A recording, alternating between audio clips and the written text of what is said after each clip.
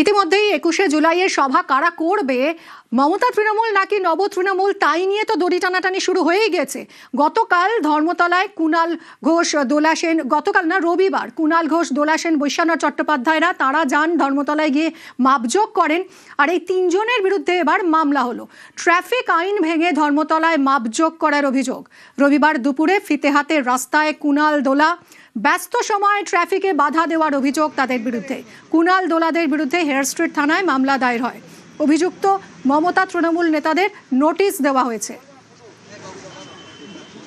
একটা গাড়িও আটকায়নি ওখানে, কোথাও দেখা যাবে না যে কোথাও কোনো গাড়ি আটকেছে, কোথাও কোনো রকম কোনো যান চলাচল বাধাপ্রাপ্ত হয়েছে।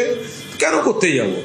আমাদের দল সভা করার জন্য অনুমতি চেয়েছে পুলিশের কাছে, অনুমতি দেয়া হবে না সেটা তো আমরা এখনো জানি না। তো ফলে অনুমতি দেয়া হবে ধরে নিয়েই তো আমরা একটা বেসিক প্রস্তুতি রাখবো।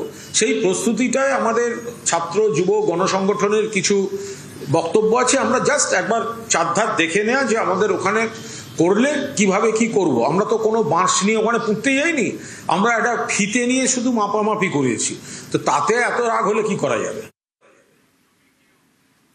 ২১-এর সভা নিয়ে তৃণমূলকে তোপ মুখ্যমন্ত্রী। অনুমতি নিয়েই রাজনৈতিক কর্মসূচি করতে হবে। ভিক্টোরিয়ার সামনে মাপজোক মামার বাড়ি নাকি, তৃণমূলকে তোপ শুভেন্দু অধিকারীর। অনুমতি নিয়ে রাজনৈতিক কর্মসূচি করবেন? আমাকে 104 বার হাইকোর্টে যেতে হয়েছে। আপনি অ্যাপ্লিকেশন করে দিয়ে কলকাতার রাস্তায় ভিক্টোরিয়ার সামনে ফিতা নিয়ে চলে যাবেন? কি মামার বাড়ি নাকি? ফিতা নিয়ে যাবেন মাপতে? কে অধিকার দিয়েছে আপনাকে? কে অধিকার দিয়েছে? পারমিশন প্রেয়ার করবেন, কোথায় দেব বলে দেব। আরে আপনাদের লোক প্রচুর, প্রচুর লোক, লক্ষ লক্ষ লোক, 30 লাখ লোক হয়। 11 সালে তো ব্রিগেডে গেছিলেন, এবারেও চলুন না ব্রিগেডে যাই। দম আছে?